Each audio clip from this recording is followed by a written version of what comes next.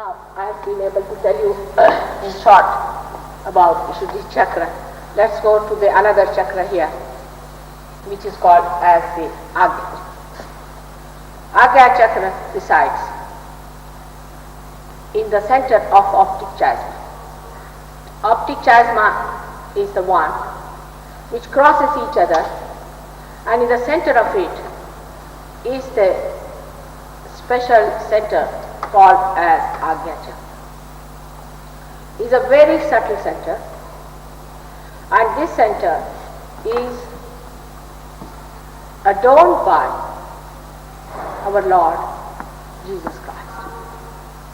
He is the son of Mahalakshmi. He is the son of the entire power that resides. He is the Mahalakshmi, the Viratangana, the wife of Virat, the power of the primordial. He is the son created by her, and is very well described in the Devi Purana and other books, which are not yet translated, I think, in English, as Mahavishnu. He is called as Mahavishnu. So the Vishnu's greater form, but he is the son of Vishnu. He is the son of Sri Krishna. Sri Krishna has described him as somebody who is the Adhara, is the support of the whole universe.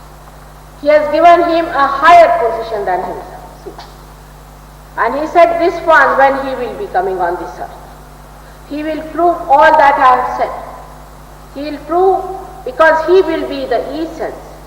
He will be the Omkara. He will be the all-pervading power. He will walk on the water. Not only, but he will be resurrected. His body will be resurrected. He has described him fully there, and he has given him the highest position, that he is the Adhar. He is the support, because he lives there at the Mooladhara also, at the support of the root, and he resides. Actually, he is the Vice Chancellor of this university. We can say that at every point we have to have him to certify. If he is not there, you cannot awaken the Kundalini. If you don't believe in him, you cannot retain your realization. Yesterday, a lady asked me, can we not do it without Christ? I said, I am sorry. Without Christ, because he is all pervading. He is the Omkara. He is the one who is the power. He is the one who is flowing in us. He is the spirit. Now, if you are seeking the spirit, how can you do it without it? It's an absurd question. It is he came on this one, and this being a narrow path, he had to pass through it to prove what Krishna has said, that it cannot be killed. He got himself crucified. It was a drug, plagued by. His mother was the Holy Ghost, was the part that is the Mahalakshmi, but she didn't say a word about it. She didn't say it. Because if he had said it, people would have put their attention to her. And he is bestowed with 11 powers of destruction. He is such a powerful person. You may show him as a lanky-panky fellow, because that satisfies your sadism. You want to see Christ like that. He was not like that. He is only painted by, I think, Rubens very well. But the best is that in the Sistine Chapel, where Michelangelo has really boldly painted him the way he was. He was a tall, not very tall, quite tall, and a very healthy and a hefty person with a big stomach. He is known as Lambodar, with a big stomach. And he could carry such a huge, big cross on his back. So people, when they showed him, I was amazed at it. How could they show Christ in such a miserable state? How could they do it? Horrible it is. This is just their own expression.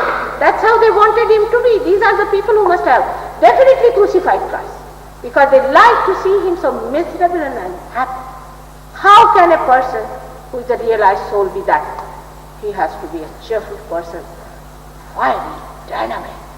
It has to be a healthy person. A miserable person, supposing before you stands and talks like this, are you going to believe that person? But this is the way they have treated Christ throughout. They have maligned him and they have treated him there. He's been crucified so many times. I find it impossible to believe that how these people are reborn who crucified him again and again and again they are crucified. The crucifixion is not the message of Christ. That's why I also don't like people to wear the cross. I can't see the cross. It's not. Cross, of course, is very helpful, because if the bad spirits see the cross, they run away. But it is a reminder of something which was unbearable. Because the mother had all the powers, she was Mahalakshmi. He had 11 powers.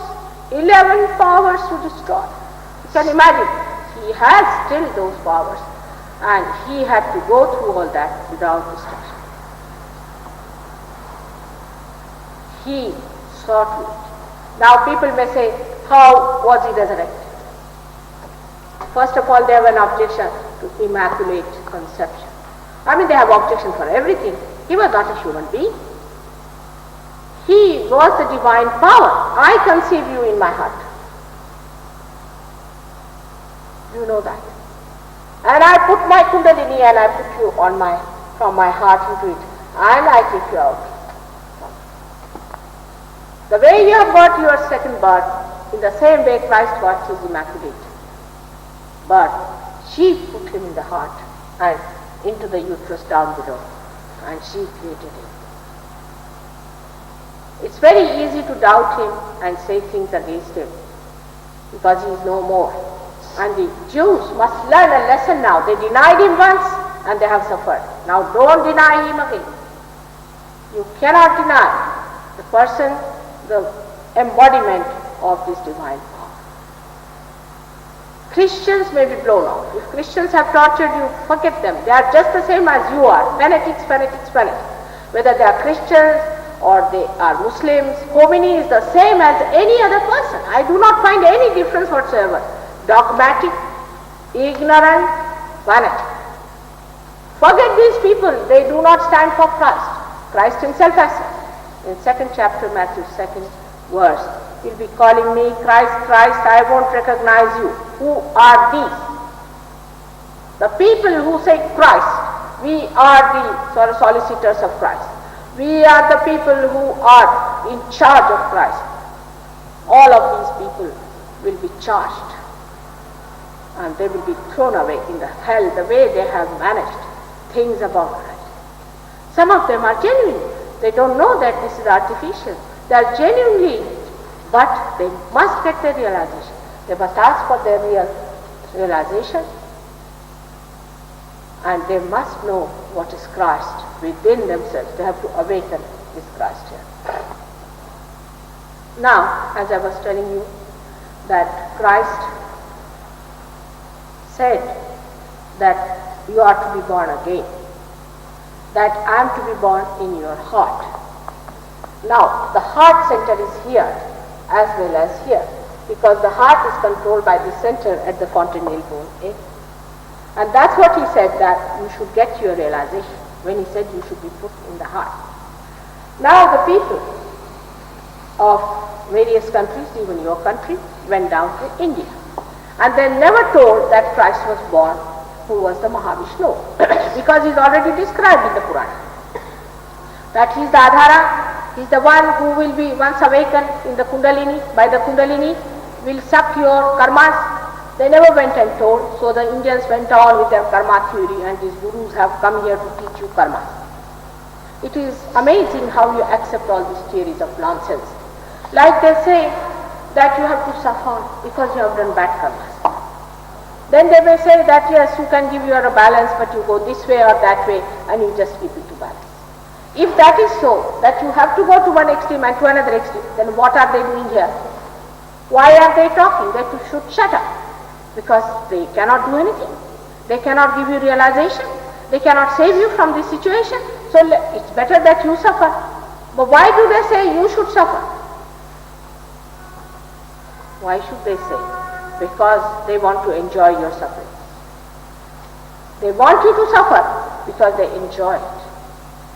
so many of these disciples who came from these horrible gurus, who said you must have your karmas and you must suffer, told me that they saw their gurus giggling at them and mocking at them. And they showed me some of the photographs they had taken of these gurus, which shows complete mockery of these stupid disciples who were suffering in their body and suffering in their mind in the presence of these gurus. So they have a double enjoyment. One, the money, another is the sadism. And third, the greatest of all, that their purpose is to kill you all and to destroy you all because you are God's men. That they achieve by their falsehood, because you are impressed by their falsehood. Now see, if there was any false guru here, this hall would be filled, the whole thing would be filled, on the road there would be a jam.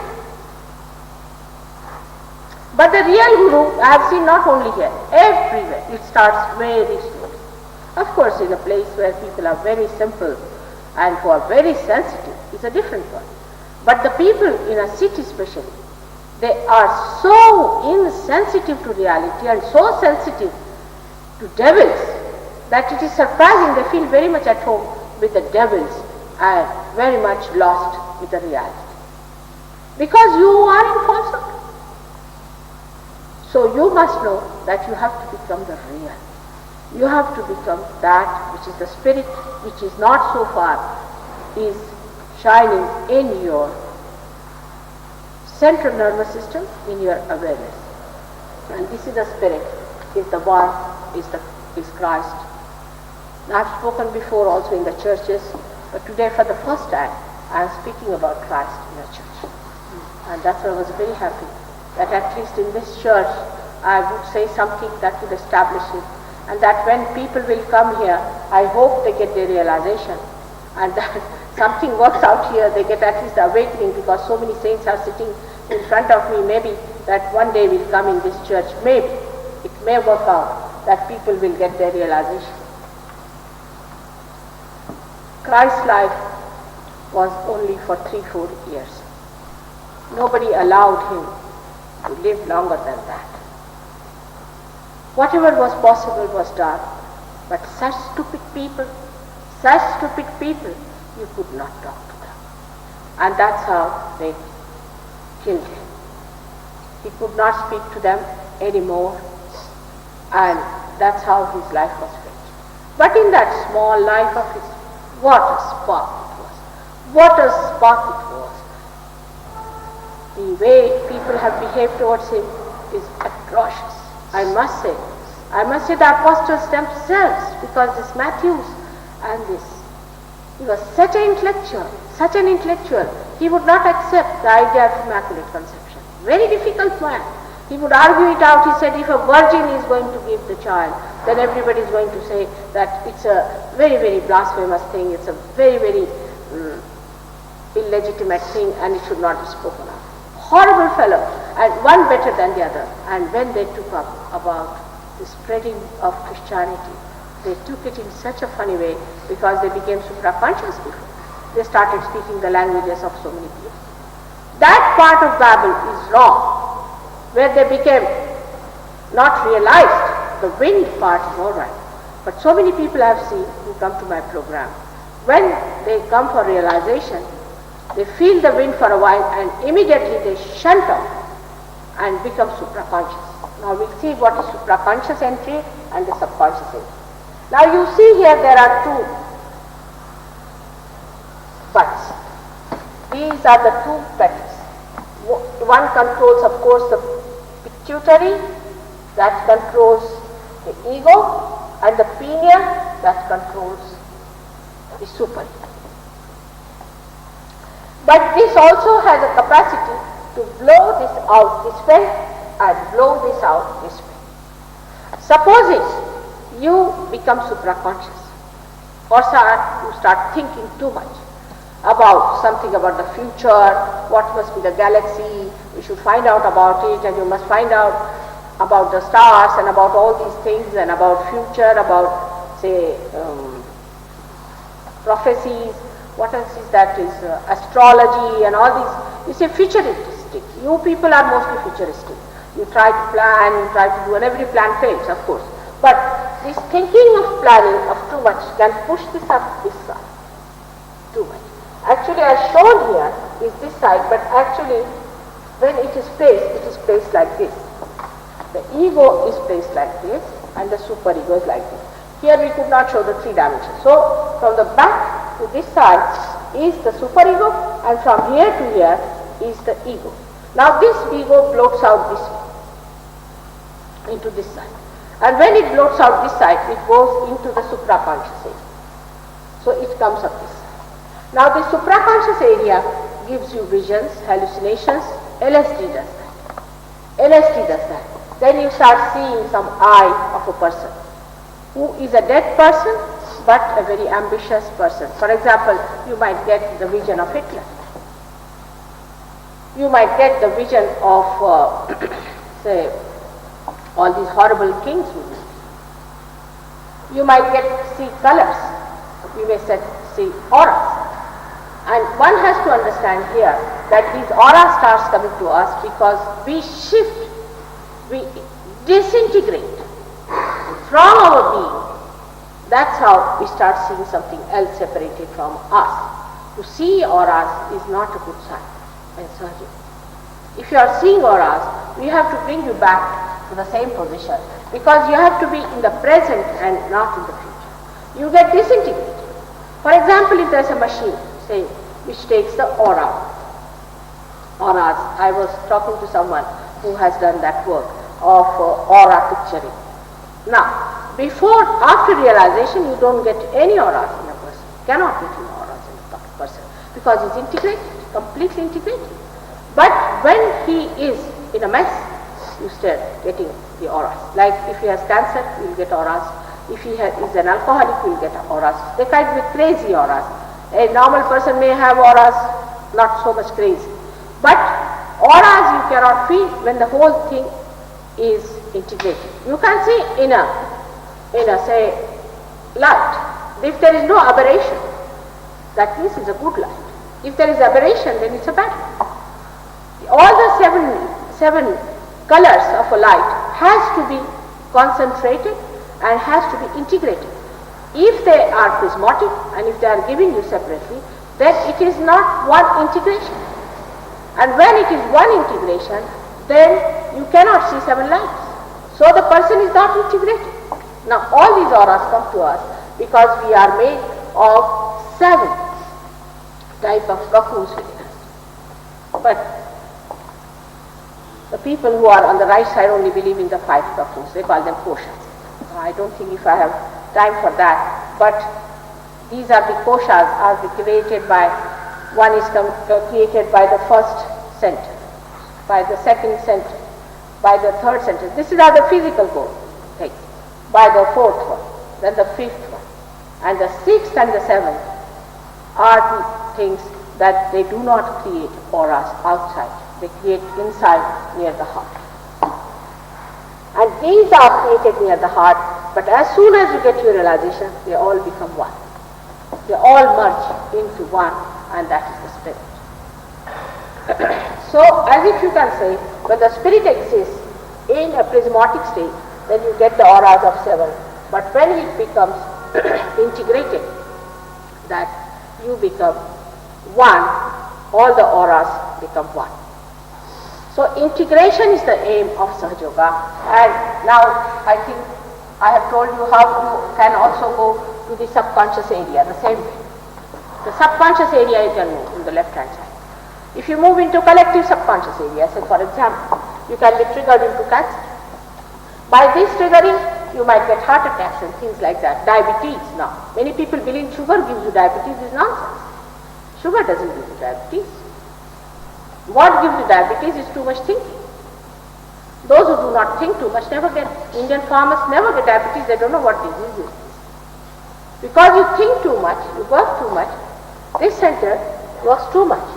It has to create food for the brain. It has to replace the brain centers. And these brain centers are to be replaced. For that it creates out of fat the new centers, the evolved cells that are sent here, and because of that work. If it is too much, it neglects the other things which it has to work out throughout. One of them is the spleen, another is pancreas, and when it neglects the pancreas, you get diabetes.